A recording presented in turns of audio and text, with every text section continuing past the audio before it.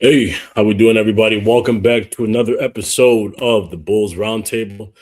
Today, we are joined by the man himself, Tyler Metcalf from No Ceilings NBA. I mean, he needs no introduction. You guys know who he is if you're here. So, how you doing today, Tyler? Fellas, I'm fantastic. Ready to talk some hoops. Ready to talk a little bit of draft. Little Yes, Chicago sir. Bulls, who I am perplexed by on a daily basis. So happy to be here. Yes, yes, sir. Thank you, man. Absolutely, Michael. How you doing, man? Good, good. Really want to say thank you to Tyler for joining. I think I'm very vocal on Twitter. I'm not shy at all about No Ceilings is probably my favorite draft content by far.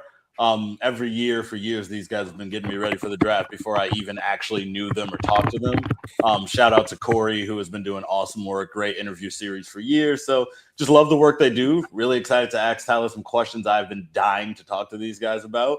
And also, quick shout out to Kurtz, who also is joining us today.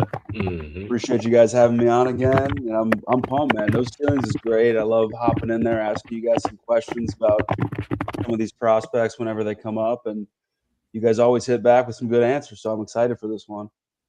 Absolutely. So we got our guy. Shout out, Mr. Kelder. Mr. Kelder, Tyler, that's a character. I know, like sometimes we'll at you and tell you to come in a Discord. If you ever see Kelder, is always right there. He's a true character. But so we'll get to these questions. Shout out to you, Kelder. Shout out to my boy Monk. We got Brums. He's already coming in with the Morris Johnson question, so that'll be good. And shout out to you, Sammy. Thanks for coming in. But yeah, Mike, as always, man, I'm gonna let you steer the ship here. Yeah, well, I mean, Tyler said he is perpetually perplexed by the Bulls, so join the Same. club. As someone who is following the team on a daily basis, watching every single game. Obviously, a lot going on. I will say they made a little bit of sense for the first time in a long time, in the sense that they needed to take a step back, whatever that means for where they were in the first place. But they clearly did that by kind of tearing things down this year. Whether or not the results of that are really good or worth it is up to the eye of the beholder there. They do sit ninth in the lottery odds as of now, so I believe it's about a 20% chance to jump into that top four. If anybody watches the Bulls closely, they know that they are third in the league in pace. They want to play fast. They want to take a lot of threes. They want to have a modern shot profile.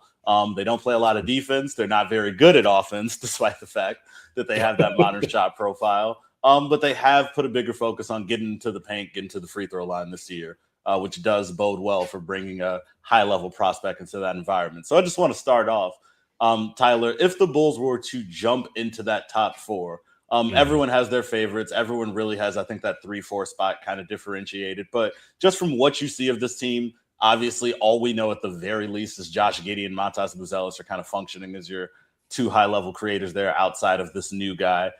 Who among that top four group first do you think the Bulls would be like over the moon to get, would really fit into what they're trying to do as a team right now, from what you see?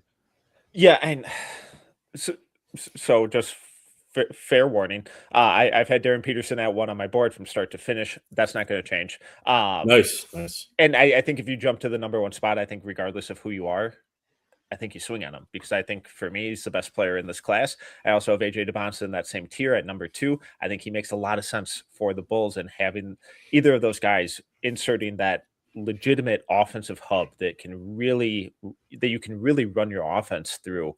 I think it Mm. makes a lot of sense because I feel like they don't have that go-to score yet. Obviously, No. the pace and the athleticism that Giddey and Buzelis provide is awesome, but I think they're more in complementary roles with how they can facilitate for others, how they can clean up in transition, crash the offensive glass. Buzelis's jumper is still a work in progress, and we're not really getting a whole lot of playmaking from him. Mhm. Darren's not a point guard. I cannot be more clear about that. As despite some of the narratives that were trying to be pushed coming into the year, he's not a point guard. He is a legit two guard. But the playmaking that you can get from him, I think, is more of like the Devin Booker, Anthony Edwards esque kind of stuff, where you can use him Mhm. off ball, maximize his scoring gravity, and then create for others out of that. So Mhm. playing off of a guy like Giddey who can get to the rim a ton, a guy like Buzelis who can get to the rim a ton, collapse the defense, attack rotations from the second Mhm. side. I think Darren Peterson makes a ton of sense. But then even just scaling down to like the forwards, Cam Boozer and Caleb Let's Wilson, like you go. can't go wrong with these guys, and especially with the athleticism and the pace and the defensive versatility that the Bulls have been trying to play with. man, it's tough to look at Caleb Wilson and not get really excited about what he could look like in that system. Yeah, it's something I just wrote about recently, specifically Caleb Wilson. I kind of been going through all those top 4 guys, and Wilson and Buzelis, when you think about trying to be like the Celtics and have those 2 forwards that you just build around forever, it kind of makes a lot of sense when you think about Matas and Wilson kind of being able to switch, guard a variety of guys, provide a little bit of help side defense depending on what type of center you want to trot out there. So it does look very promising for them if they can jump into that top 4. I do want to touch back on Peterson just because if you get the number 1 pick, obviously you can't get it wrong. That's the whole thing. You got to make the right pick.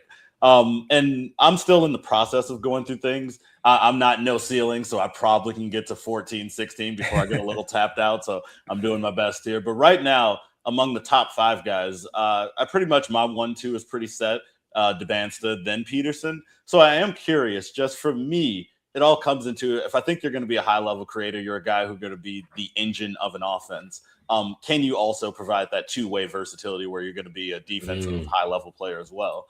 Obviously, with AJ, you can just look at him, you see the size. Even if he's not really putting up much defensively in terms of steals, blocks, his defensive blocks plus minus isn't as high as some of these other guys. You can project just looking at him physically what type of defender he can be. With Peterson, he has very long arms for a guy who projects to be a traditional 2 guard.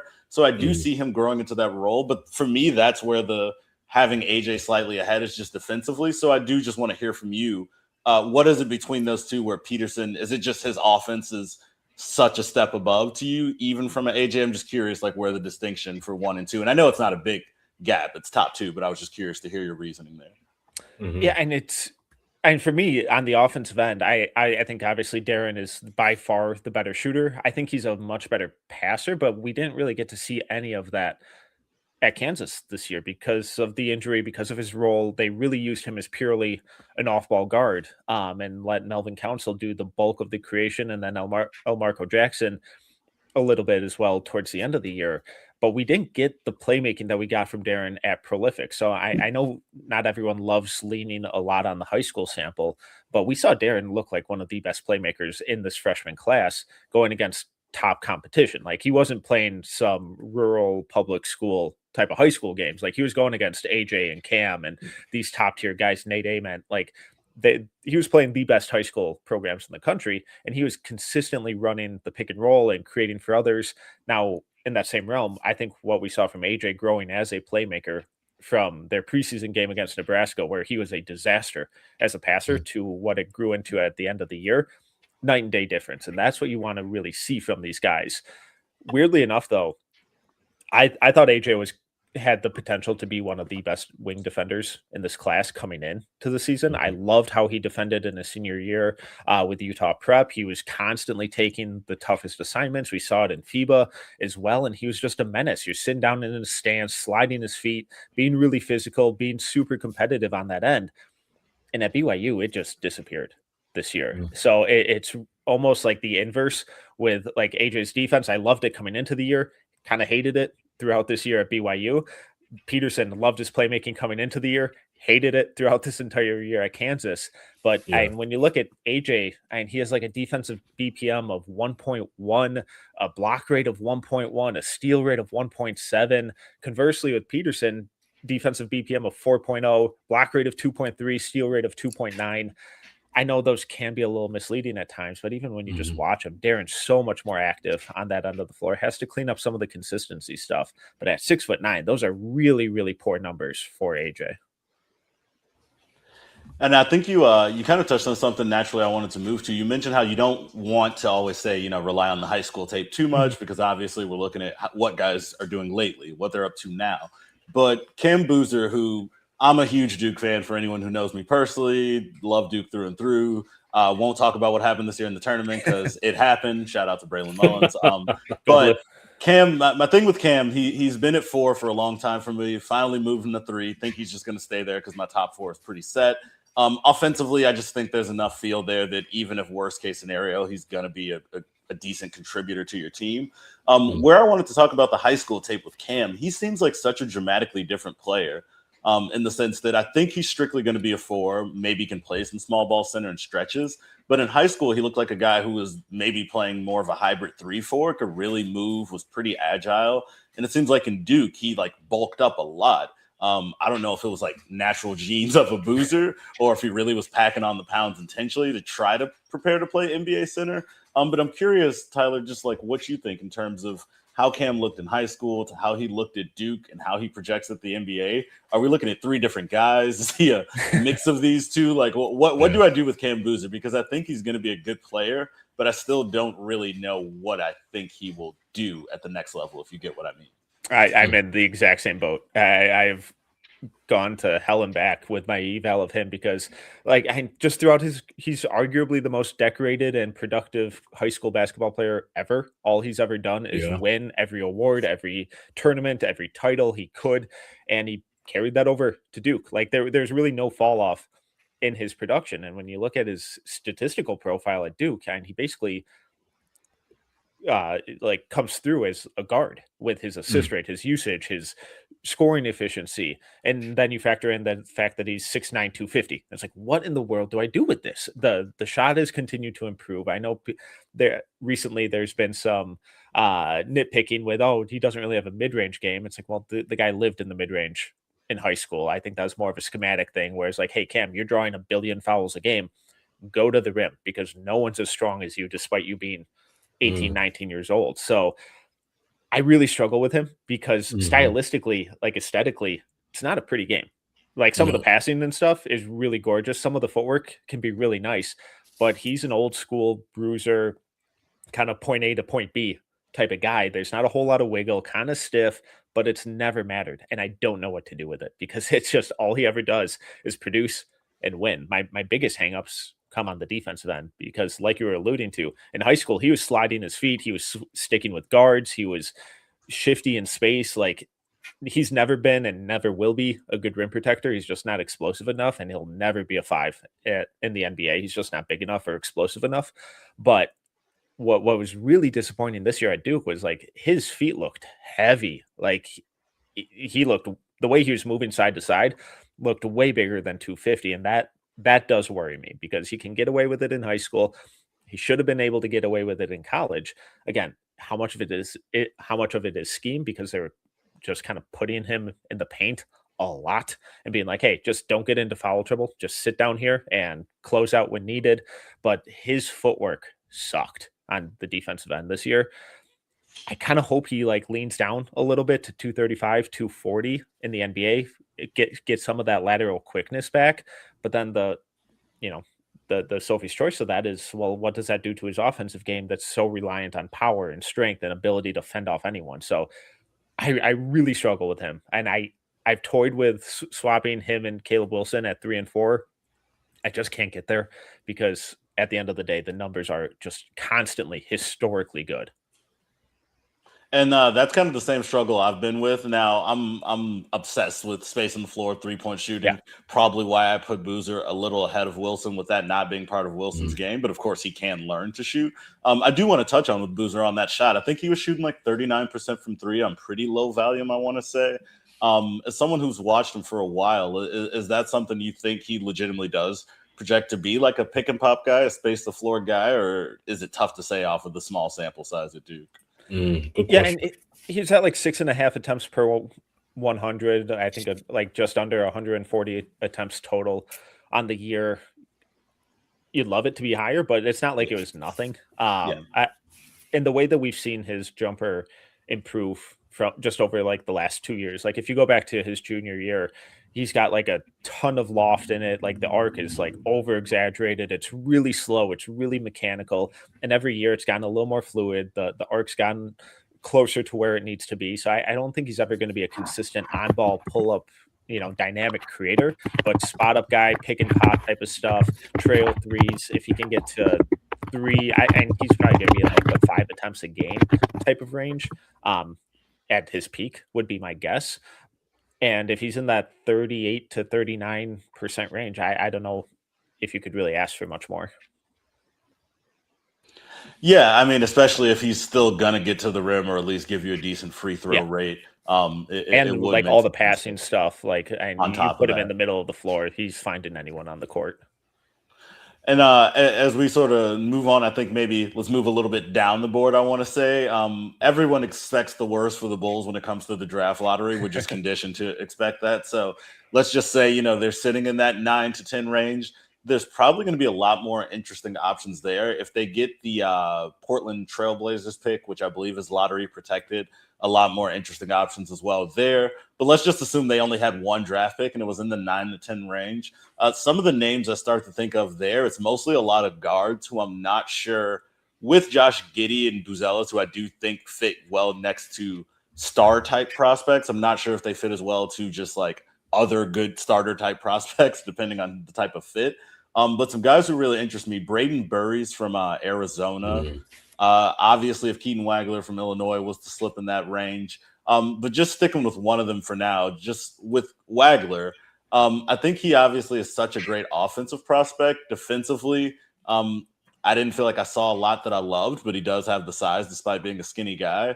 Is there any world where you think putting him next to a player like Josh Giddey yields such positive results offensively that you can live with the defense? Or by your evaluation, is that just sort of a disaster waiting to happen? It's a little tricky. I love Wagler. I think the offensive stuff, I think, with him is so impressive. I get that he's not explosive. It'd be awesome if he had more than 0 dunks on the year, and could get to the rim whenever he wanted, and wasn't really skinny. But he's one of like the few freshmen this year that actually looks like an 18-year-old. It's like, oh yeah, no, this guy was in high school last year. That makes sense. So like once he gets like a full year or two of NBA strength and conditioning, I think he's going to be an absolute menace to deal with, because even though he is a little more slender right now, it didn't affect him at all. Like he plays super tough. He is constantly throwing out multiple dribble combos and counters to whatever defensive scheme is thrown at him. And he was learning so fast. So offensively, I think whatever he gives you is going to be able to outweigh the defensive concerns. He's not a great defender. I do think a lot of that is just the strength deficiency at this point. But you'd like to see the steal numbers be a little higher. You'd like to see the block numbers be a little higher. He's just not a great athlete, so he's always going to be a little more limited on that end of the floor. But offensively, I think him playing next to Buzelis and Giddey makes a lot of sense too, because he can play off ball. He has the size to be a two guard if needed. He's a good shooter off the catch, and then even if he's just acting as that second side creator, there's a ton of value in him being able to either knock down spot up jumpers, push in transition, or run that second side pick and roll, and be a real menace there. So I think offensively, I like the fit. Defensively, I'm not sure I love the fit with him anywhere, just because of those inherent limitations that he's probably just always going to have. I can get that. He's a guy right now. I mean, I wouldn't say I'm struggling with right now in the early stage. I think I have him 5th on my board, just because when I'm looking at best case scenarios for these guys, I think Wagler's a good enough creator in the pick and roll that there are some really good high end scenarios.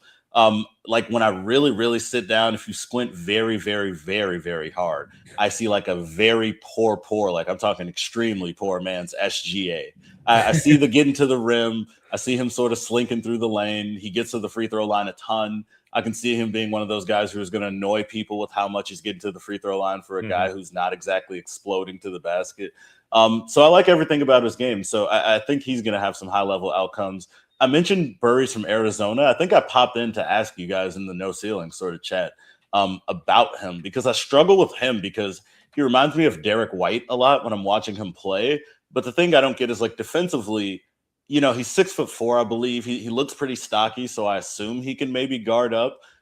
Is he a guy who is going to be able to guard wings, you think, at the NBA level? Is he strictly a 2? Like, I think Burries kind of reminds me of Cam Boozer in the sense that, like, I think he's going to be successful in the NBA because he's good at everything, but I'm not like this guy does that. So sort of what do you see his role being at the next level? I think more that 1-2 combo guard type of role. I really wish he was like 6'5", 6'6". That would be awesome. Hopefully his measurements come back with like a +4 wingspan or something that's like, oh, okay, this can make guarding threes a little more tenable, because the dude is strong. Like he is built. Now he is a little older for a freshman. I think he'll be 20 on draft night or by the season start. So he is a little older for a freshman, but he's super tough, really consistent, and he's one of those like Swiss Army knife type of point guards or guards where is he really going to run the show consistently? Probably not. Is he going to be the lethal spot up shooter, dynamic off ball scorer? Probably not. Can he do a little bit of all of it? Yeah. And that's where that's where the projection with him gets a little funky. I always struggle with those guys because I love them, but I also get in a lot of trouble like overrating them just because it's like, oh, what can't this guy do? And then it's like, oh, well, anything at an elite level. So I think his toughness and his strength is going to make up for him only being 6'4" on the defensive end. And then it's a bummer that he ended his season on such a bad shooting night against Michigan in the tournament. But that's kind of who he's always been as a shooter, where it's really streaky. When it's good, it is good, like take over a game good. But then he'll go through a game or two where he's 2 of 10, 2 of 12, 1 of 8 from 3, and it really falls apart. So I'm like a couple of the names that I've kind of been using at like stylistic comps. You mentioned Derek White. That's one I have down too. And then AJ Mitchell, I think he reminds me a lot of where is he a superstar? No. But do you feel really confident having him on the court and asking him to basically do whatever you need? Yeah. Nice. Kurt, you got some thoughts on Wagler? I liked what you said at the end when we were talking about Wagler, where you said like the offensive fit is nice, but the defensive fit might be a little questionable. I think that's where a lot of these prospects seem to struggle, specifically in regards to how they fit on the Bulls. I think over the past couple of seasons, it's very clear to see that Josh Giddey can kind of fit with anybody offensively and make you look good on offense. He did it with Kobe, Zach, made Vooch look pretty good for an old man. So I think what the Bulls really need are some guys capable of playing both ways. And I think Burries is a good example of a guy who you could probably slide in next to Giddey, who would benefit from playing on the offensive end next to Josh, but also make up for a little bit of those defensive weaknesses. Whereas I don't think a guy like Keaton Wagler makes up for enough of the defensive deficiencies. So I was wondering if you had any prospects on the board that either play maybe the 2 or a 3-4 next to Amatis, who are two-way players that you think could fill that role and play good defense on a Bulls team. Oh boy, I like Burries probably like among the guards. Especially that top group of guards. He's probably my favorite defensively, just because of like that physical strength. Kingston Fleming's is more disruptive, really good hands, ton of deflections, but a little more slender. So like when you're looking at that top group or clumping of guards with Acuff, Wagler, Fleming's, Burries, God, there are a lot of them. Phylon. Burries defensively would probably be my favorite. If we're looking at like 3-4s specifically, exclusively on the defensive end, and guys like Thomas Houck make a lot of sense. If you're in like that 9, 10, 11 range, it might be a little bit of a reach just because I think he's going to be a 23-year-old or 22-year-old rookie. There are some concerns over the shooting still. He rocks, though. I know NBA teams are a lot higher on him than the internet seems to be.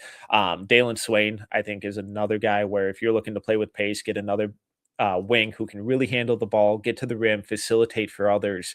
I think he's someone, especially in a watered down role from what he had at Texas this year. We're going to see that defense jump back up in a big, big way because his first 2 years at Xavier, he was a nasty, nasty defender. Like that was his game. And then this year at Texas, he took all of the offensive creation load and was awesome at it. But we saw the defense scale down because he kind of has to.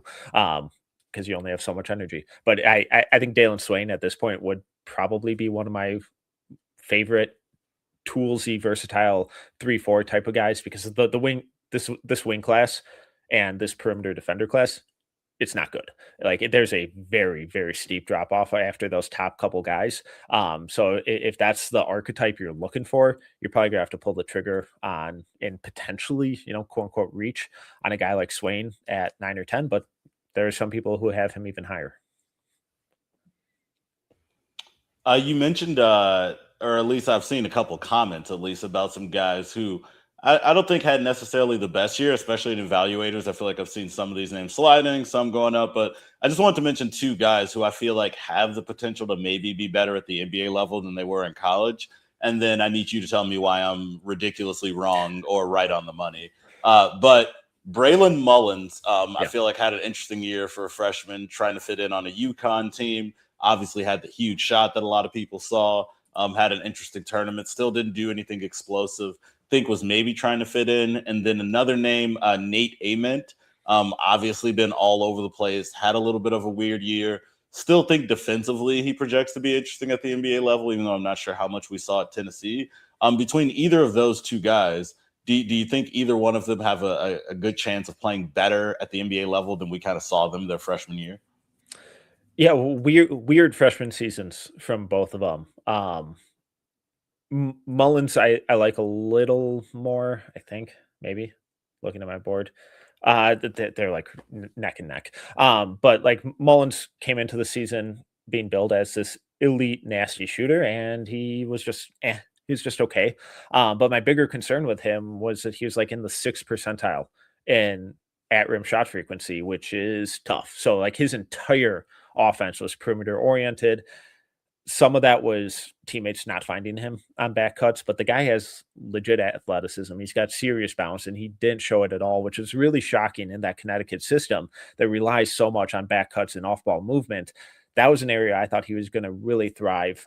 I do think he has some ability to attack closeouts and create off the bounce as that tertiary guy that he didn't get to show this year, but it's still a big weakness. He's never going to break anyone down in isolation.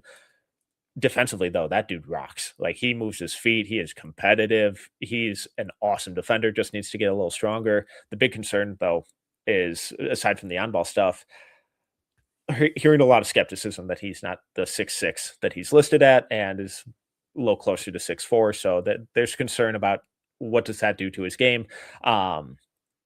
Really like him, though. Really intrigued to see if he really stays in this draft. I think he could be a guy who's a big time riser during the pre-draft stuff. You put him in an empty gym, he's going to shoot the cover off the ball and force NBA execs to fall in love with him.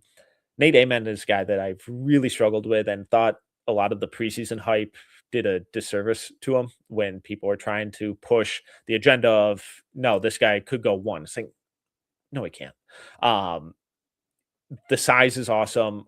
I desperately need people to stop comparing anyone who's 6'9" or taller and kind of skinny to Kevin Durant. Just there is not another Kevin Durant. He is a one of one. Let's stop it because it's not fair to the 19-year-old who you're throwing that expectation on. And the big concern with Nate is that he can't really create anything for himself. At his size, he can shoot over anyone, but he didn't shoot well at all this year. 33% from 3, 43% from 2. Effective field goal rate of 45.2. It's just rough. And the bulk of his production came from drawing fouls in the mid-range. He had this awesome month stretch towards the end of the regular season where it's like, oh, this is Nate. Like, this is a guy that we were hoping to see. He's playing defense. He's moving the ball. He's getting to the line. He's being super aggressive, getting downhill. And then it just disappeared again once we got into the tournament. There's some nagging injuries he was dealing with. I get that. But there was so much inconsistency and kind of passivity where the preseason reports of him putting on 15 to 20 pounds of muscle over the summer, that's great. He never played like that, though. He was still playing like the really skinny high schooler that we saw throughout his high school film, where he was really slender, didn't know how to play slow, how to utilize that strength to create shots. And so much of his on-ball creation was just him turning over his left shoulder and trying to shoot over a guy. You can get away with that at lower levels, but really tough to do in the NBA consistently. So I if he hits, like, when you look in the late lottery range to mid first round, he's by far, in my eyes, the biggest lottery ticket, where if you strike gold on him, he could be a heck of a player. There's a lot to go with there. But I think a lot of it is still the idea of what he could be. And I think he's still a good ways away from the tangible production that we hope from that type of guy. If he really hones in on the film school and looks at guys like Chris Middleton, who can play that bully ball in the mid-range, who can play slow, create for others, and get his shots like an old man, I think he could be absolutely nasty. But if he tries to be KD, I get really worried about it. Metcalf. So how do you feel about this? Like I've seen this argument come up before, but like how do you feel about the use of like player comps, you know, like comping players to certain players, or even I know like you guys, how do you feel about the ceiling conversation? I mean, you're literally no ceilings, but like a guy Undisputed, like he says he hates when people use that because they think that, you know, ceilings and all that is made up. But like how do you feel about that, like from the creator of No Ceilings himself? Yeah, and it's tough because it all depends on what is the intention of the comp. Is the intention be like, nope, it's 1-for-1, he's going to be this Hall of Famer? It's like, okay, well, I hate that regardless of who you're talking about. But if you're talking about stylistically and pieces of a game, and, you know, blending a couple guys together just to try and get a picture of how can this guy contribute on the court, what does his game ultimately look like, then I think they're really important. Because if you are trying to sell me a guy and ask you, all right, well, who is he in the league? How does he get minutes? How does he make an impact? And you can't give me a name. That either tells me he's a bunch of guys who never panned out, or he is a one of one. So which one is it? There's not a whole lot of middle ground there. Using them online and using them in writing and whatnot can get really tricky, because if I just go out on Twitter, be like, man, Darren Peterson looks like Kobe. It's like, well, that's not going to go well for me. I'm going to get torched here. But like when it's like, oh, there's some movement stuff here that reminds me of Kobe and Ray Allen, and the way that he can get to a shot and really be that off-ball secondary facilitator like we see from Ant and Booker, and you can provide some nuance, something the internet isn't its best at, then I think there's a lot of value to be gained from that. But if you just throw out Nate Amen's KD, it's like, well, you lose me immediately. Yeah, you got to get used to the internet not having nuance at this point. I did see at the beginning. You think I would at this point, but at the beginning of our stream, we had someone say Metcalf's talking about Cam Boozer being a winner. Isn't that a little early for a 19-year-old? And I was like, he was just listing off actual facts. Like at that point, you hadn't even gotten into opinion yet. You were just talking about Boozer winning. So people get worked up about this stuff, but that's why we love it. And speaking of that getting worked up, I was dying to ask you about this one. At No Ceilings, and I think a few other places, but you guys were one of the first two for sure that I saw had the Bulls in a mock draft, staying at 9 overall, taking Ade Mara, the starting center from Michigan. Super intriguing player. Haven't figured out where he kind of factors in for me at all. I'm assuming he'll be a late lottery guy just because there's not a lot of bigs I like in this class overall. 7'3", massive guy, obviously blocks shots. Offensively, he was intriguing to me in the fact that he can pass a little bit, and isn't as old as I would, he's normal. I think he's like 21, so still got something to work with. What I wanted to ask about Mara is more of a stylistic, I guess, NBA question. Is he someone, Metcalf, that you do project to see as being like a starting center in the NBA?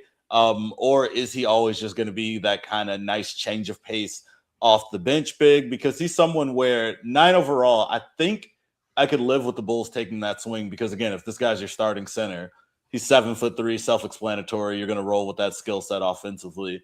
But if he's a change of pace big, obviously 9 overall, you're making a huge commitment. So I'm just curious, like obviously he won the title. He's fresh in everyone's mind. What do you think about his transition to the NBA?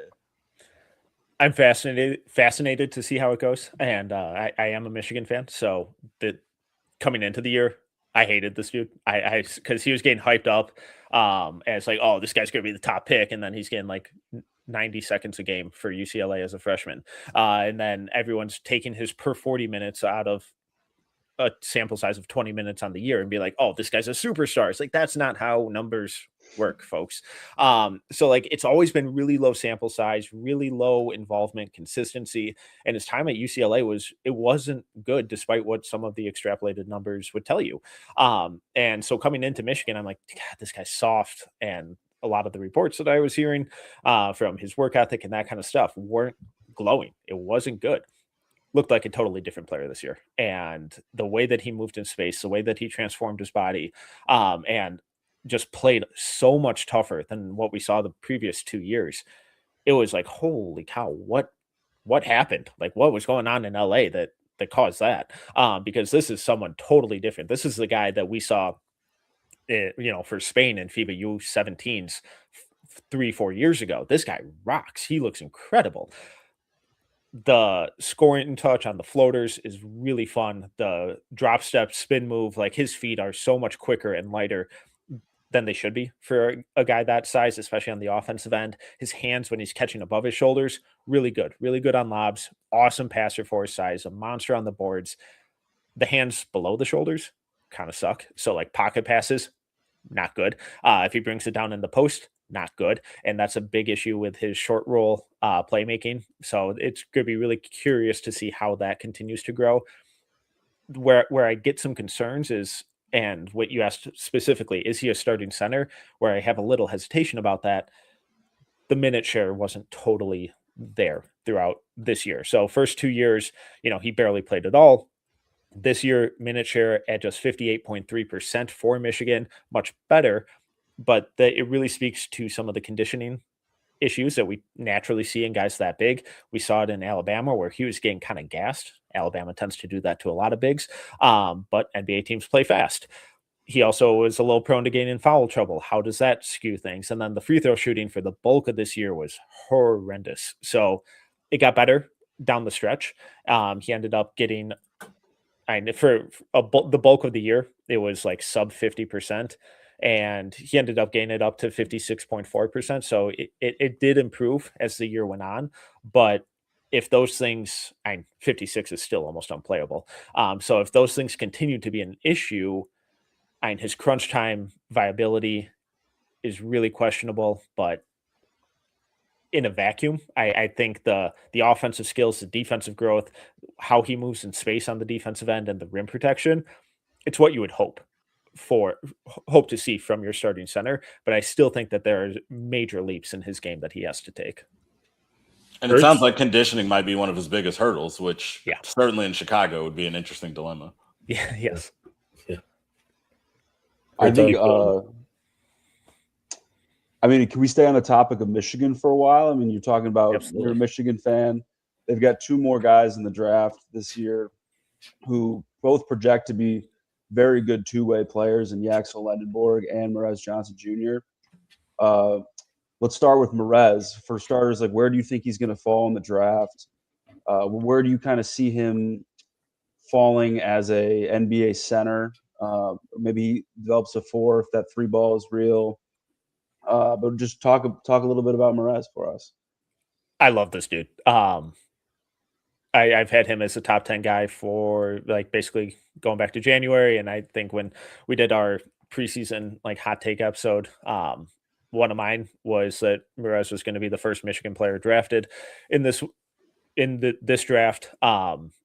He's so good. And the offensive growth that we've seen from him, not just from his freshman year at Illinois to this year, but even going back to his high school stuff, the shot has grown so much.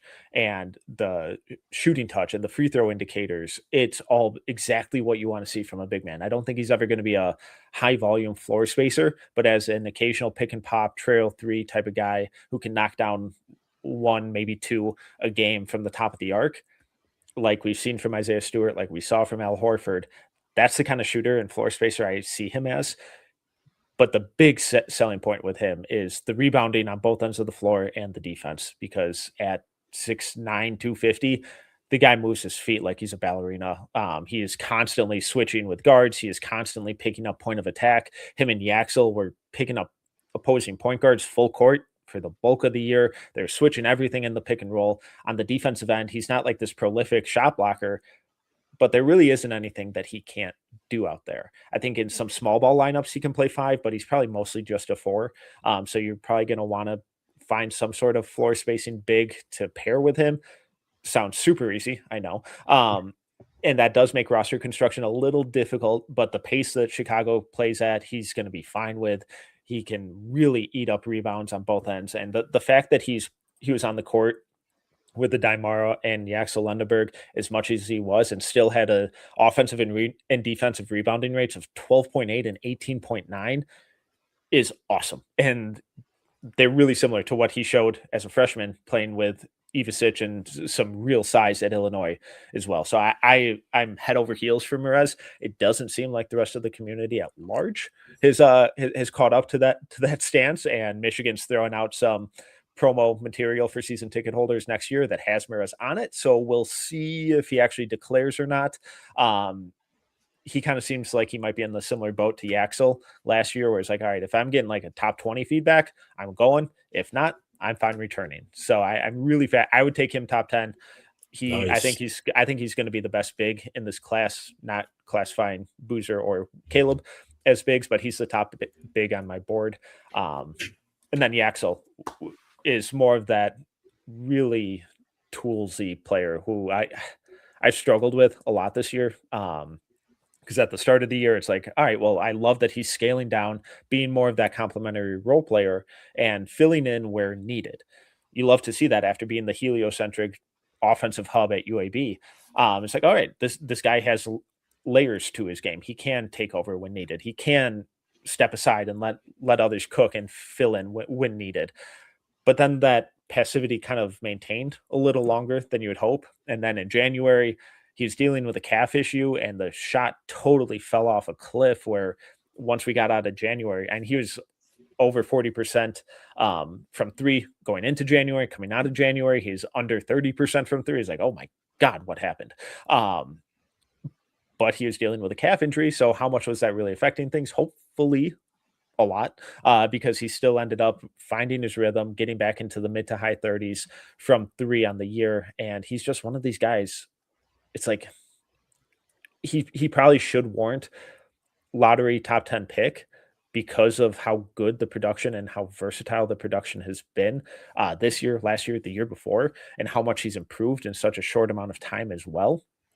But the NBA constantly tells us what they value, and it is not 23, 24-year-old rookies. So I'm fascinated to see where he falls, where he lands. He's a really good player who I think is really malleable, can fit pretty much anywhere because of that two-way versatility, but is a mediocre to bad team going to look at a 23, 24-year-old rookie and be like, yeah, that's who we want to kickstart this rebuild with?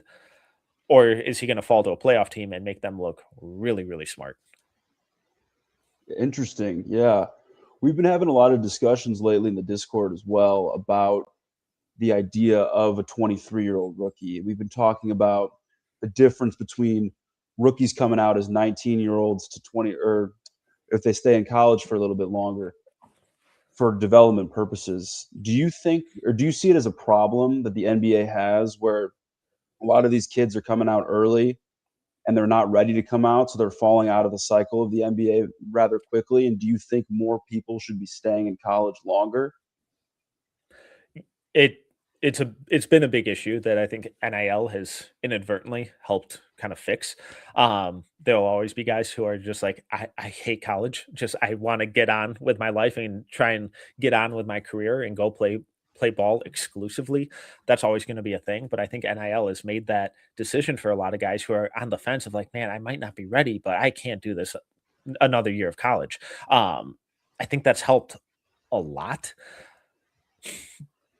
But one of my big struggles with when draft Twitter, or, people on the internet constantly push some of these freshmen who may not be ready and be like, no, he has to be a top 20 pick.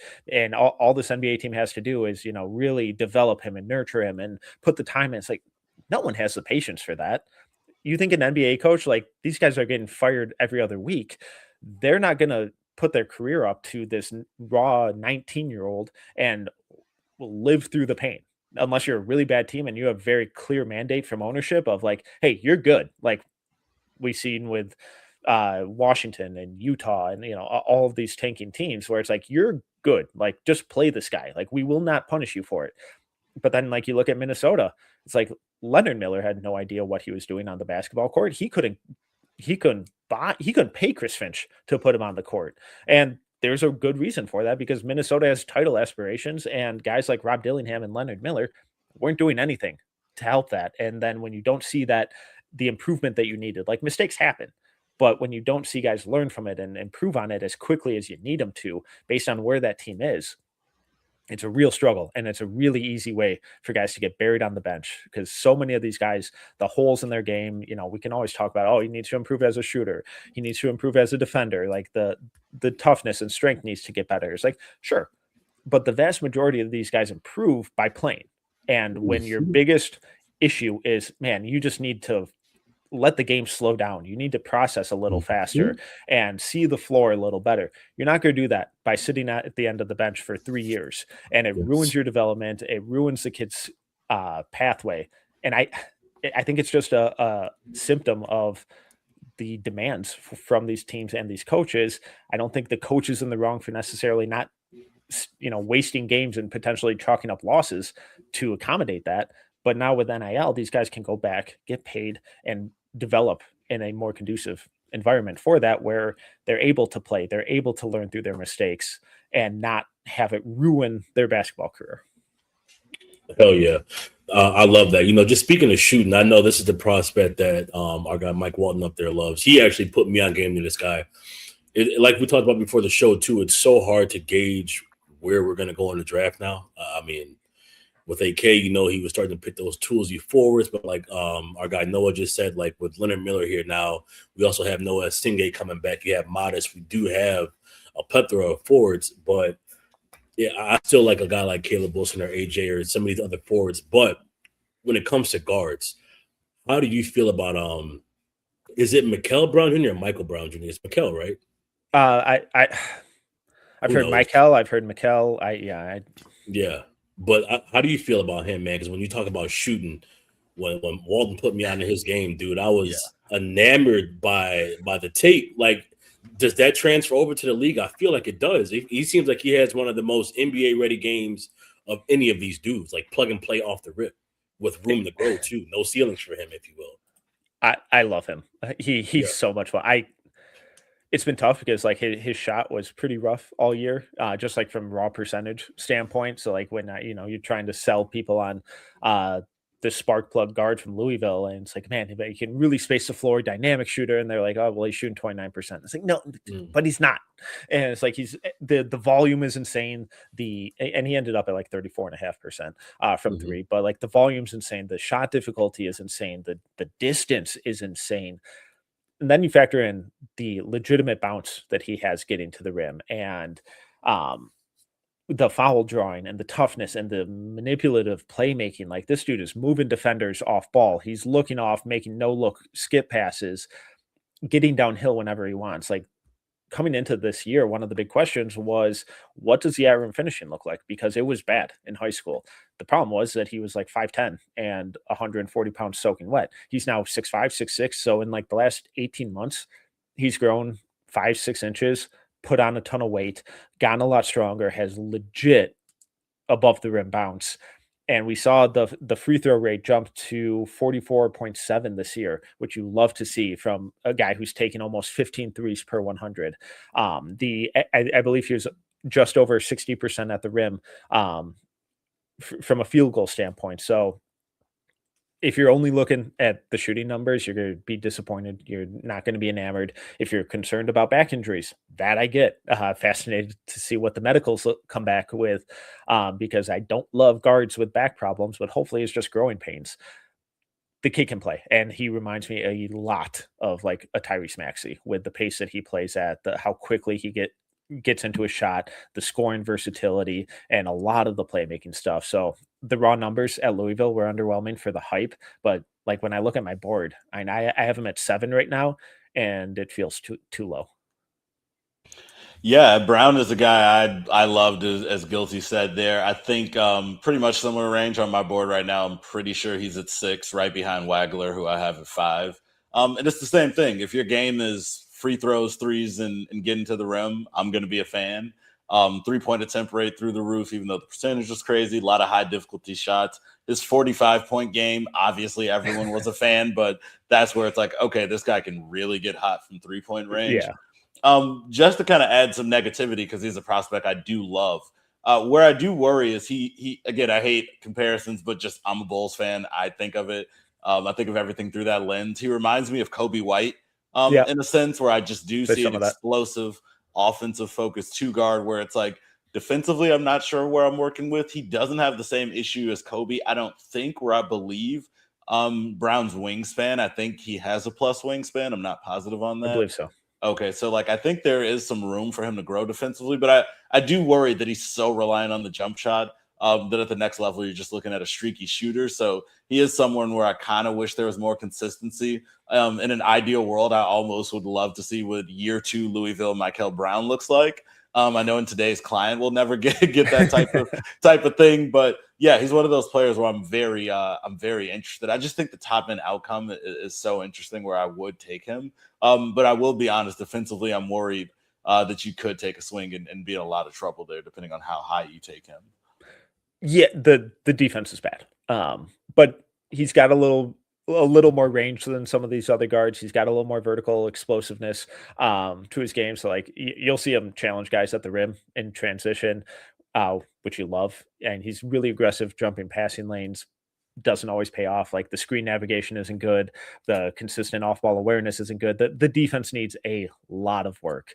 And you said obviously through a Bulls lens. I know it was a very short sample size, but there are also some like Anthony Simons vibes to his game where if he doesn't hit the all NBA upside of a Tyrese Maxey, it's like, all right, well maybe like an Anthony Simons, Kobe White is kind of the more toolsy spark plug off the bench type of guard, fringe starter that he ends up being.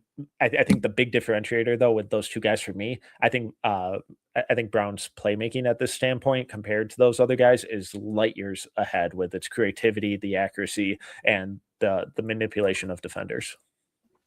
Yeah, for me, like that was my favorite. Like when you bring up guys like Kobe White and Anthony Simons, that's what intrigues me the most about is Brown is that the length. Like he has long arms, and like that was always a thing with Kobe for me is he had those T-Rex arms, man. Like the dude, he had the heart and hustle of anybody, but like the length was the problem. So like that's what intrigues me the most with Brown is he looks like he has a legitimate length. Like he might still keep growing. I don't know how that works at that age, but he's just long and he's explosive. So he really gets me excited.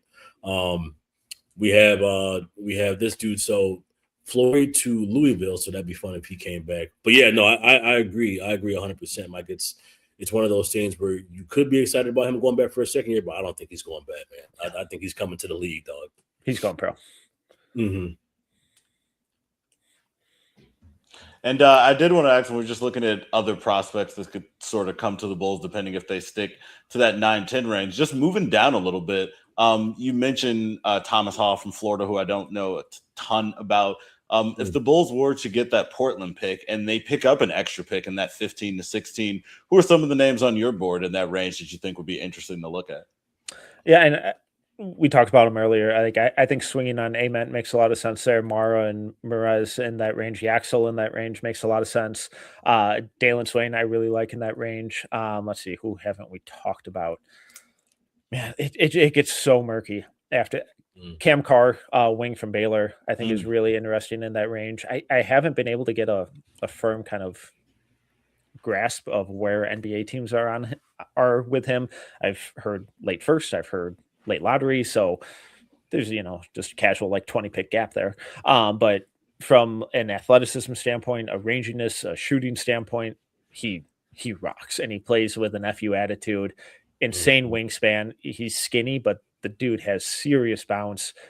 Really good challenging guys from the weak side as a rim protector, jumping passing lanes, and he is not shy about letting it fly. So he might be a little bit of a reach, but I mean, like once you get into that mid first round, just go get your guy. And if you're looking for an athletic, dynamic, defensive playmaking floor spacer, there aren't many better in this class than Cam Carr. Like kind of balancing out him, Mullins, Isaiah Evans has been a really tricky kind of battle for me all year, but all Cam Carr has done this year is knock down threes and produce on the defensive end. So he's really, really fun.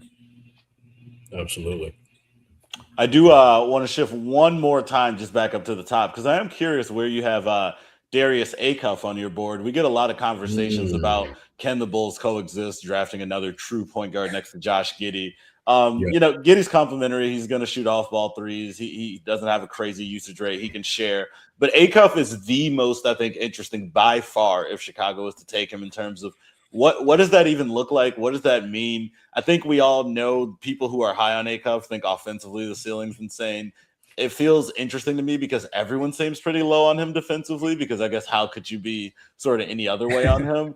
I am curious, where is he on your board? And then in terms of Chicago specifically, is there any world where you see some sort of lineup, I guess a backcourt, so to speak, with Acuff and Giddey working in your head in any way? I'm just curious what you think of that. I have Acuff at 5.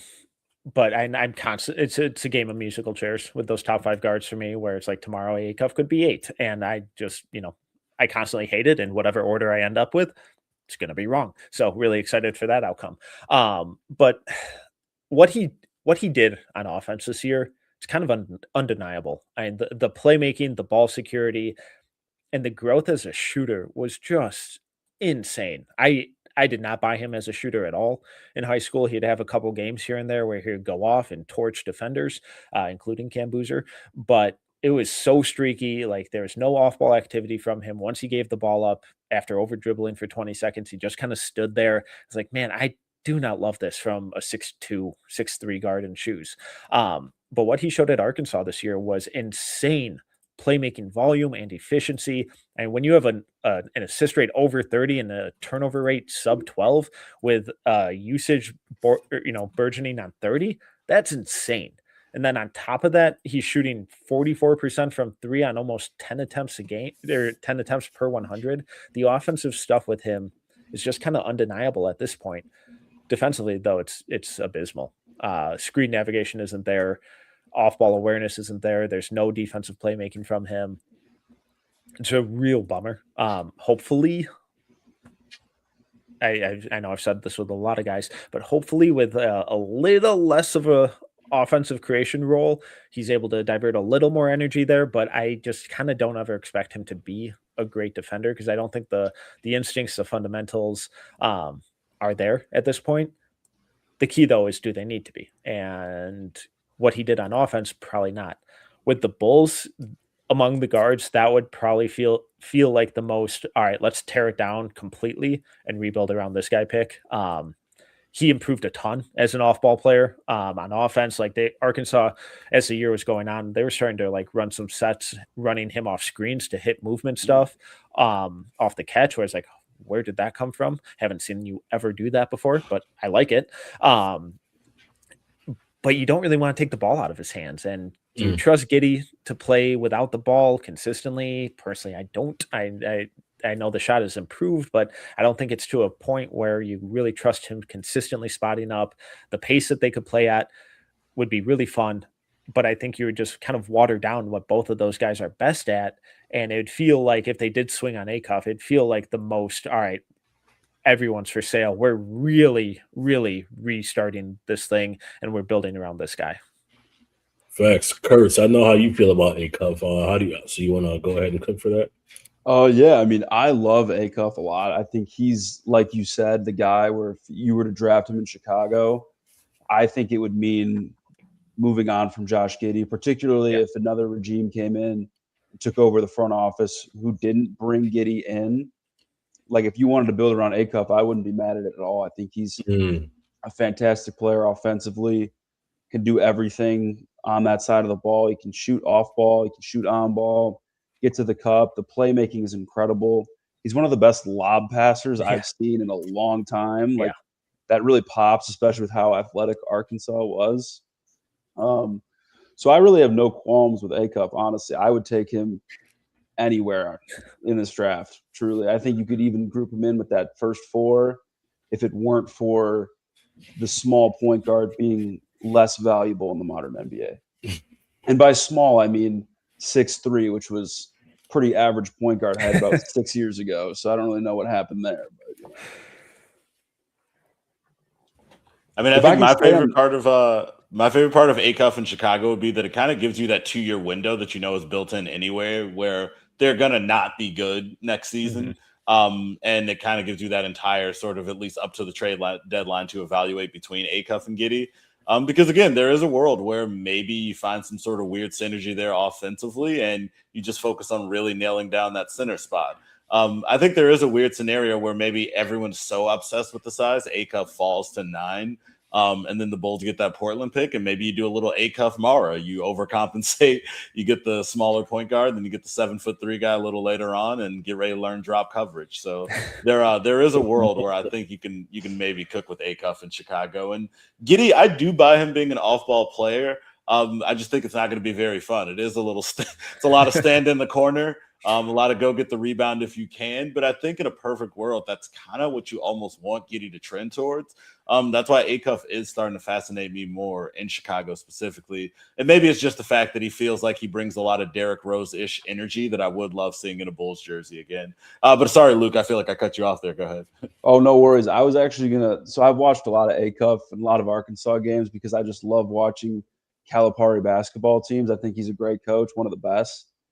And a guy that kept popping up off the screen to me, aside from Acuff, and is maybe a guy that we can get with our early second-round pick, or if the Portland pick conveys, is Malik Thomas. Malik Thomas is, he's every bit the athlete you want him to be. He shoots the hell out of the ball.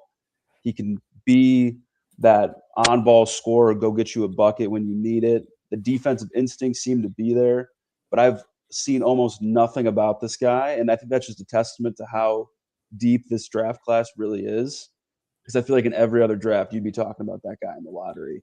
So I just wanted to know what your thoughts were, Metcalf, on where he might fall or like where he projects to be. I've really struggled with Malik because like stylistically, he's the type of guard that I typically just steer away from entirely. I didn't love the decision making with him early in the year.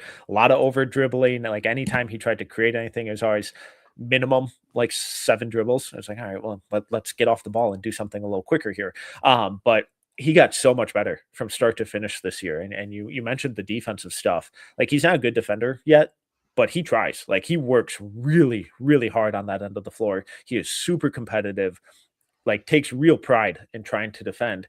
And at a minimum, you can work with that. Like you can get that to at least league average guard defender, because he's got an awesome work rate. He's really tough. He's still a little skinny, but needs to bulk up. When I saw him at Nike Hoop Summit last year when he was with the Portland Generals. So he wasn't there for all the practices, but for a couple of the scrimmages. Really good frame on him. Like he was going at the guys that they were scrimmaging against, like talking his talk. And then on the offensive end, like the off-ball shooting with him was nasty this year. If you're trying to play him as a combo guard, as a potential point guard, I think you're going to be really disappointed. That's not his game. But as a secondary creator, bucket getter, there's a lot of really fun stuff there. And we saw how quickly the decision-making and the processing speed improved throughout this year. So I'm with you. I've really turned a corner with him. I've really started to enjoy more and more about his game, especially that last 2 months of the season. Like if you're looking to go back and watch film and like fall in love with the guy, he's pretty easy to fall in love with, because he'll give you buckets. He'll fight on the defensive end, and occasionally a couple games, there's some really nice passing reads as that secondary off-ball guy. So I still don't know what he does in terms of staying or going.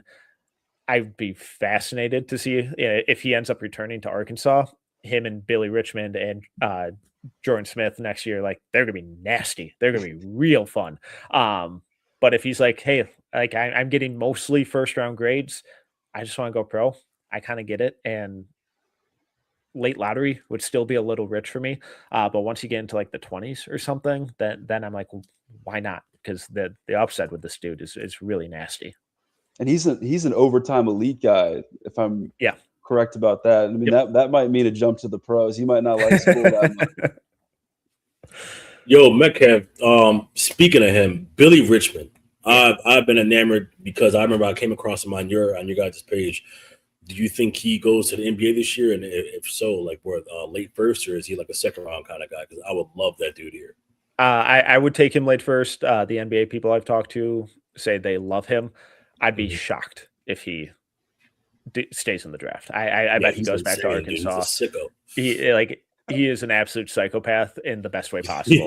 I love him so Yeah, much. same, dude. He gets me juice. He reminds me of like kind of like a Javante Green kind of a motor, but just with more offensive juice to his game. He's a definition of a spark plug energy dude. He's tenacious. And like some real passing stuff with him too. Yes. How do you feel about, speaking of that, like tenacious?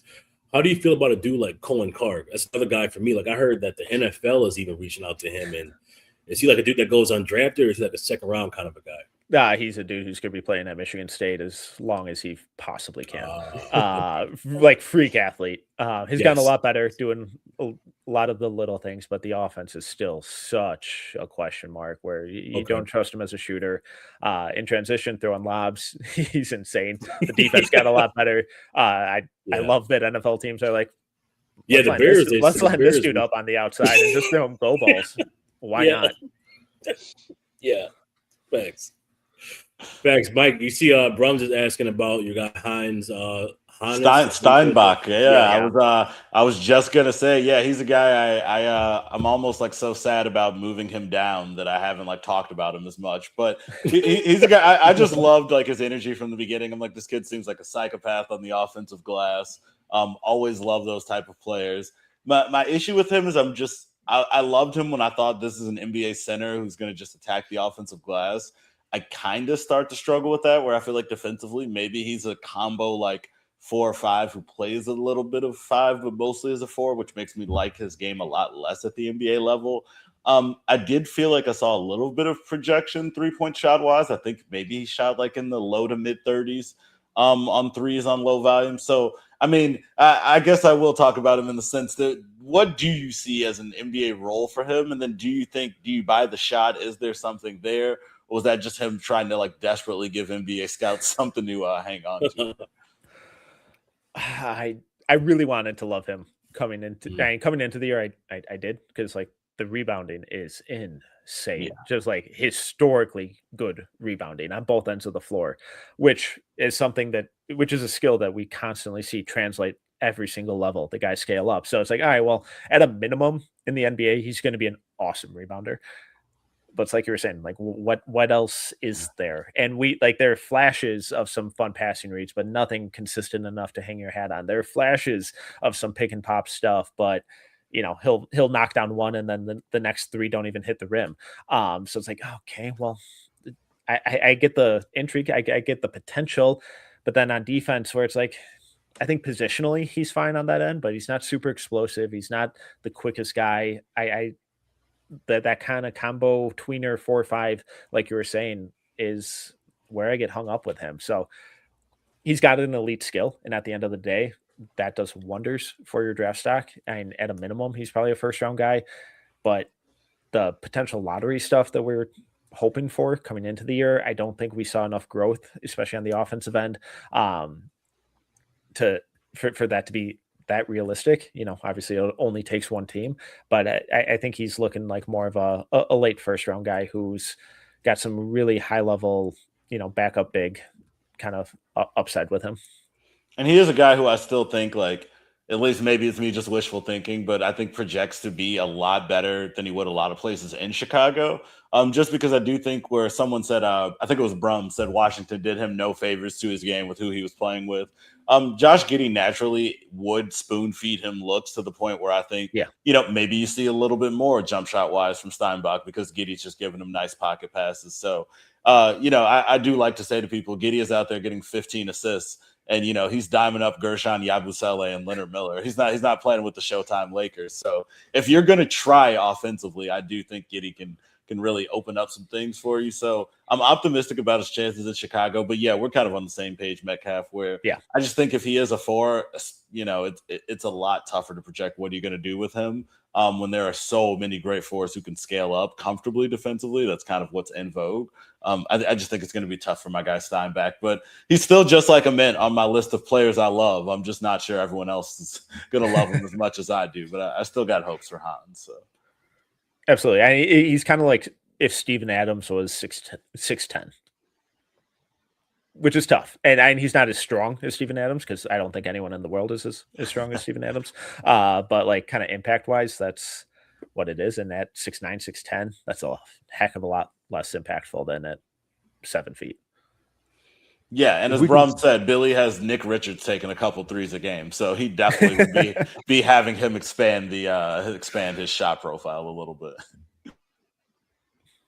So another forward that I've been following a lot, and is probably like of all the guys in the draft outside of Caleb Wilson, he's probably like the biggest my guy, is Chris Sinak out of Houston.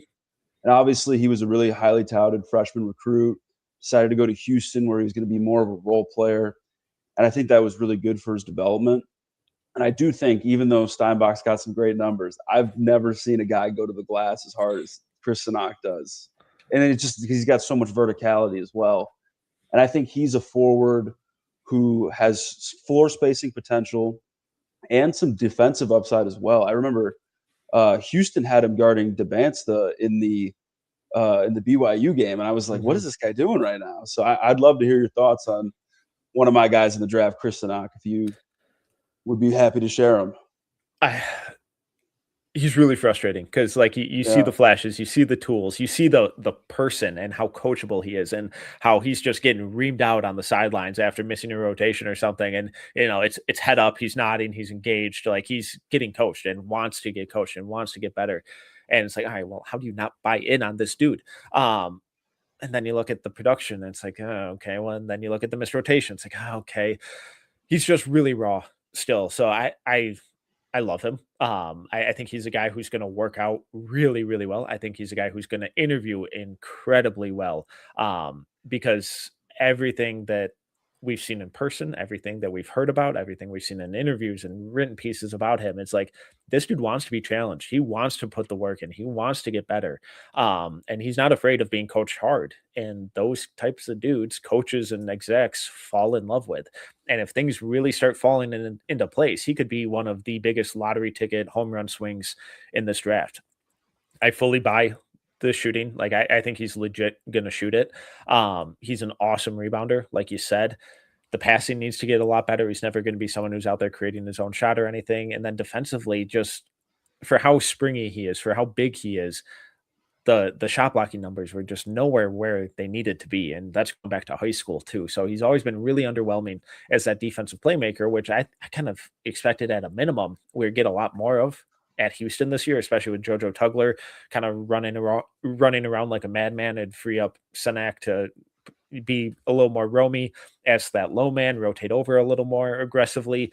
And he just never really hit the ground running with that kind of stuff. So he's really raw. He's a type of guy where it's probably going to take a year or two where until we start seeing consistent minutes and impact from him. But if you're betting on the person and not who the player is today, I think he's one of the top guys for that, because saying, man, a couple things fall into place as we hope they do. He's going to be a lot of fun. I appreciate that. And someone else hopped in the chat and said, have we talked about Kingston Flemings yet? And I feel like we haven't really touched on him too much. We talked about him a little bit with the Wagler group, but just because we were sticking with Houston, figured maybe you could touch on where he is in your bunch of guards at the top of the draft. Currently at 9 for me, but it's Acuff, Wagler, Michael, Burries, Flemings, like back to back. So a whole lot of fluidity there. Kingston's fun. He's a walking paint touch, gets downhill whenever he wants, really good scoring touch around the rim on floaters in the mid-range, just nasty pull-up game because he gets defenders turned in the blink of an eye, and now they're in panic mode retreating, and he just stops on a dime, rises up for a little 12-foot jumper. It's money so often, and when he's collapsing the defense and forcing those rotations, he also has some of the best vision on like those skip passes out of drives, finding those weak side shooters, finding the lob threat, roaming over from the opposite side dunker spot. Really good, dynamic, efficient playmaker, which when you're pairing that with this rim pressure, it's fun. I think the shot still needs a lot of work. Like the raw numbers are solid. 38.7% from 3 this year, but volume was pretty low from where you would expect, especially when you look at guys like Acuff and Wagler. So the shot needs a lot of work. The off-ball offense needs a lot of work. He was in a really, really favorable position where when he didn't have it going, he was able to kind of hand the reins over to Uzan, really veteran point guard who could kind of steer the ship instead. But then defensively, with those top guards, Flemings might be the best with how active his hands are, how many deflections he causes, how many steals he gets. So he's really, really fun. It's like, is he Darren Fox? Up, like we're talking 90th high tier outcomes. It's like Darren Fox kind of. I've been going with DeJounte Murray, San Antonio Spurs, DeJounte Murray, recently. So if he hits, he's going to be a really good player. But I still think there's a lot more work that we need to see from the shot than the numbers might suggest. And I feel like Flemings is a guy I need to like do a deeper dive and watch more of because he's someone where I struggle with. I think he's definitely going to be behind Wagler for me as well. You know, that, like you said, that group Brown probably behind Acuff. Where I struggle with him is defensively. I love everything I see. Offensively, I feel like it's like Flemings is a good shooter, but again, I'd just love to see you take more. And I wasn't sure if that was a result of how Houston was playing offense, the guys he was playing with. Maybe there wasn't enough, floor space to sort of dictate that. So I was just interested in the 3-point attempt rate with him. Is that going to translate? Because defensively, I don't think Flemings will have an issue, but I always do like to think about the worst case scenario. And I'm thinking if he can't get those mid-range shots, if he can't create getting downhill at the NBA level, is he really a shooter? Because then if he's not doing anything offensively, are you just talking about a great defensive change of pace guard that you're taking now in the lottery? So he's a guy where I'm really struggling to make sure I'm understanding how his offense translates to the next level. Because again, if I don't buy the shot, it starts to make me doubt everything else, and it's kind of tough to go from there. But the production says otherwise, sort of, so it's tough. No, I'm with you on the attempt rate because it's so much lower than you would think. Because like when you watch him, you're like, God, this guy's knocking down pull-up jumpers everywhere, but it's all in like that 15-foot range. And at the next level, NBA teams are going to dare him to punish them from outside. Every pick and roll, they're going to go under until he proves that they can't. So I'm right there with you. Corey got to see him in person. Was not a fan of the shot. Was not a fan of the shooting mechanics. From three specifically. So, and the indicators are good. Like the mid-range touch is really good. The free throw numbers are good, but the volume from outside is a little troubling. And I wasn't lucky enough to see him in person, so I can't attest to the mechanics. Just relaying secondhand stories, but I'm right there with you, Mike. The volume is the big concern, and then you can kind of go into this death spiral of like, oh well, if he's not shooting from outside, then he won't be guarded, and then he can't get downhill, and then he's not scoring at the rim, and then he's not getting to the line, then he's not creating for others, and you just kind of panic. So I definitely get it.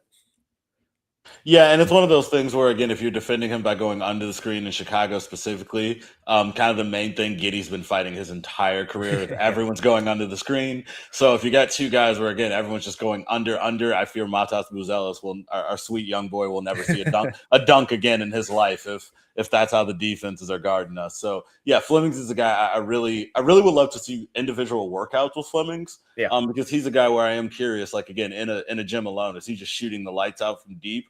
Because as you touched on with Corey, seeing him live, if he can prove that shot is going to look a lot different at the NBA level, kind of like with Buzelis, people really didn't project him to be a shooter at the next level. And now you say him taking 10 threes a game regularly. So I just love to see some progress there. But the fact that it's such little nitpicky things, I feel like with this guard class tells me how much I love this group, honestly.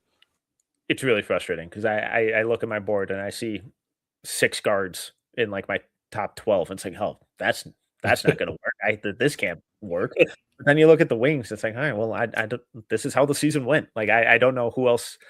Like, I'm intrigued by Dalen Swain. I'm intrigued by some of these guys, but I'm not putting them over Burries or Wagler or Acuff or like I'd just be doing it to do it. So it's a constant battle or internal battle, at least for me. Yes, sir. We've had 2 questions here. So I got Gavin. He said you might have already touched on this, but who's your favorite undrafted free agent guy or favorite undrafted free agent fit for the Bulls? And it kind of ties into this question as well as, I'm so confused on who the Bucks take if Giannis is staying. If they jump us, do they snag yet? So I guess we'll go with the undrafted free agent question first. Oh man, and this is messy because like we're still in withdrawal and transfer portal and decision period. So I'm kind of looking at guys who might be in. this is a guy that might end up being a second rounder, but his backup center on Virginia this year, Ugano Onyenso, really awesome defender, rim protector, lob threat, really low maintenance kind of guy. Like insane shot blocking numbers this year, improved a ton. I think he even started spacing the floor a little bit. So I like him late second, potentially undrafted depending on what this withdrawal deadline looks like. Man, this is gross. It just gets really messy. And a couple guards that I'm a lot higher on than others, like off-ball, low maintenance guys. I love Seth Trimble from North Carolina, and similar vein, but Lamar Wilkerson from Indiana, really good defender, really good shooter. Does he give you much more? Probably not. But as a rotation guard, I really like those guys. Nice. Wilkerson had some crazy high-scoring games this year for Indiana. Some crazy high-scoring games. He had a couple, or at least 140 ball, and a couple that were flirting with it. And then that center, the backup center you mentioned from Virginia. What was his name again? It was Ugana Onyenso. I feel like I lightly remember him just because of Duke having like 7 blocks or something monster in a game against them. He was something else, and he was a guy in Chicago specifically. Could honestly play 15 minutes right now just for what they need in terms of a shot blocker. Yeah, he had a block rate of like 17.5 this year. So, yeah. and he was like a former big time recruit. He was at Kentucky for a couple of years, never really found his footing. Minute share, wasn't astronomical this year. He's not going to do much offensive creation or anything like that, just pure play finishing and shot blocking. But like as a backup third string big fan. A guy who might be in this sort of territory of maybe late second undrafted free agent, Peyton Sanford from Nebraska. I remember I threw the first Nebraska Illinois game on early in the year, and I think he shot. It was one of the most incredible shooting performances I've ever seen in my entire life. And he does a lot of the little things. He rebounds really well. He seems to hustle a little bit. Do you see a guy like that maybe being a draft riser, maybe going early second round, or you see him more being towards that back half undrafted free agent status? So everything I've heard is that he's like 100% set on going back to Nebraska next year. But I love his game, like nasty off-ball shooter who can also attack closeouts, big dude, real movement stuff with him. So I as a second rounder, if I was an NBA team, I would have tried to, maybe convince him to stay in and grab him with one of those early second round priority picks. But yeah, it seems like everything I've heard from his side is that he's dead set on going back to Nebraska, but going into next year, he might be one of those sneaky late first round guys who really climbs. Interesting. Yeah. I didn't know he had an extra year of eligibility. Yeah. I thought he was up after his time at Iowa too. And then this question right here. So who do we think reaches and snags a wing in the top 10? Oh boy. Yeah, right.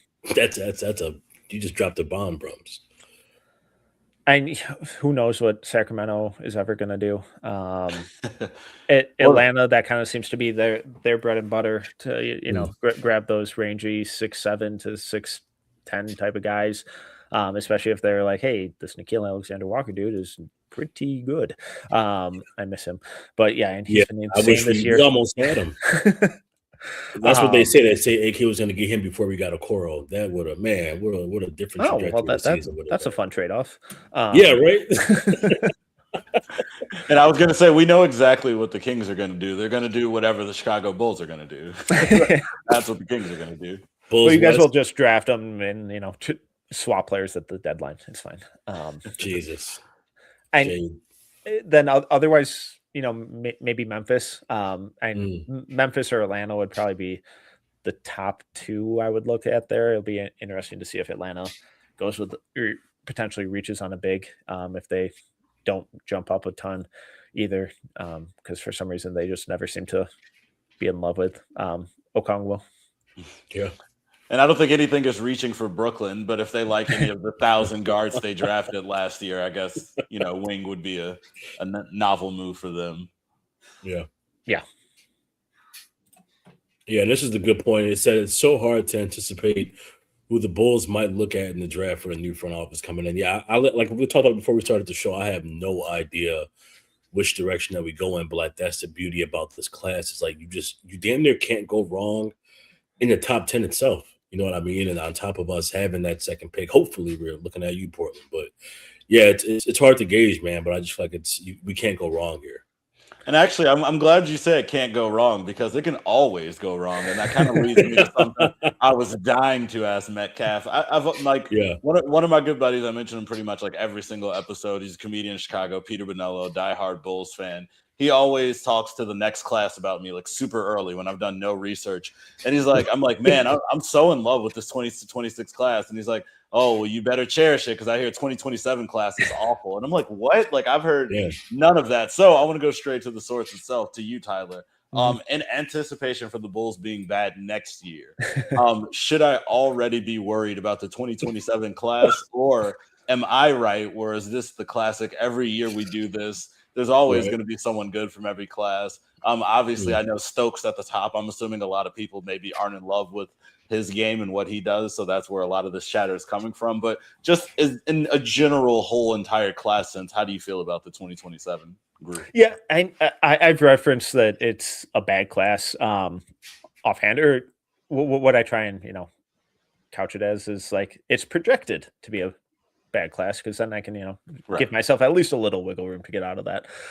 And I think the key there though is in comparison to the last couple classes we've had, which have kind of been insane. Like we've been on a run here of just monster talents, especially at the top of at the top of these drafts, and that's just not the norm. We've gotten spoiled lately, and I think next year a lot of people are calling it a bad class or a weak class, and I think it's just going to be kind of like a normal class, where there's like one or two guys who emerge as like clear front runners for that top pick, and then there's a lot of question marks. Like I think we're going to see a little more diversity and versatility in terms of boards and what evaluators are looking at and valuing and who they love and who they're who's capturing their hearts. I don't think there is that clear-cut guy, because like Tyron Stokes, like the physical tools and the ball skills, and if he really locks in and commits to it, like there is some nasty outcomes. Like the kid is good. There are a lot of questions though, with a lot going on around him. But even guys like Jordan Smith, I love him going to Arkansas. Corey and Albert were out at Hoop Summit this week. And they're like, man, these guys are good. And like, they're playing hard. Like Caleb Holt looked awesome. Brandon McCoy looks like just one of the nastiest defenders in the country. Apparently can't shoot, which is tough, but like, there's a lot of really good stuff. And every year there's always talent. You just kind of have to find it. And sometimes they make it easy, like the 2026 class is done, and sometimes it's a little more difficult and you kind of have to dig a little deeper than you might hope for. Yeah. And as a Duke fan, I always like to look up whoever they have and be like, give me a second. No, this class isn't bad. You guys haven't heard of Cameron Williams? After I did a quick Google search. Like, come on, guys.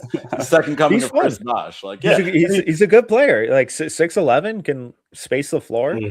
Like, there's stuff to work with. And Duran Rippey, really, really fun point guard coming in for Duke next year too. So, yeah, like there'll be talent.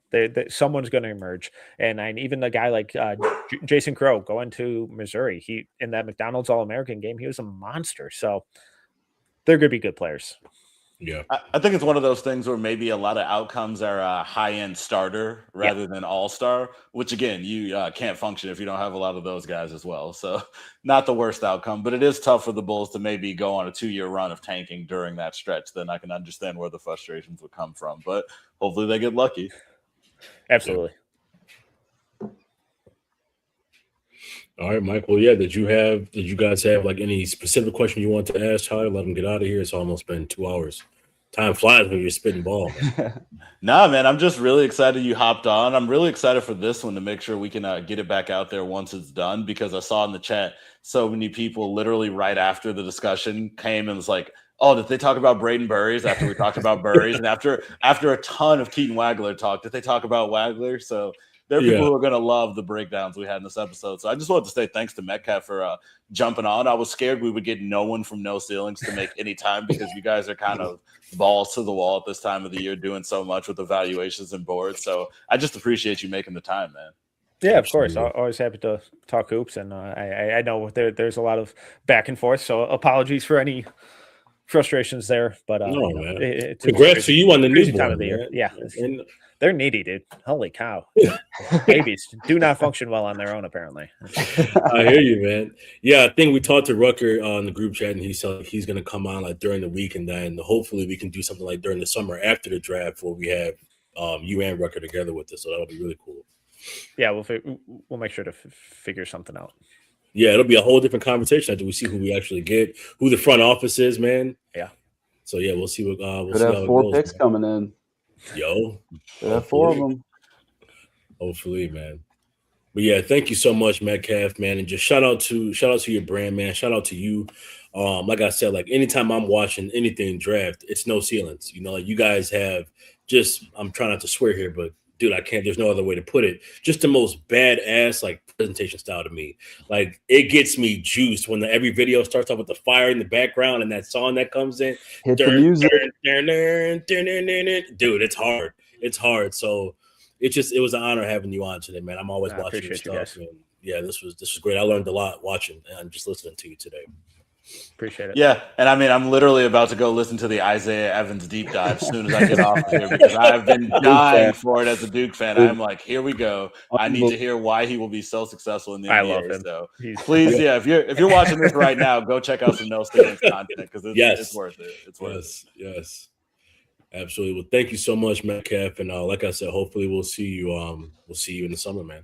Absolutely. Thanks, guys. Thanks, Metcalf. Thanks, Cheers, man. brother.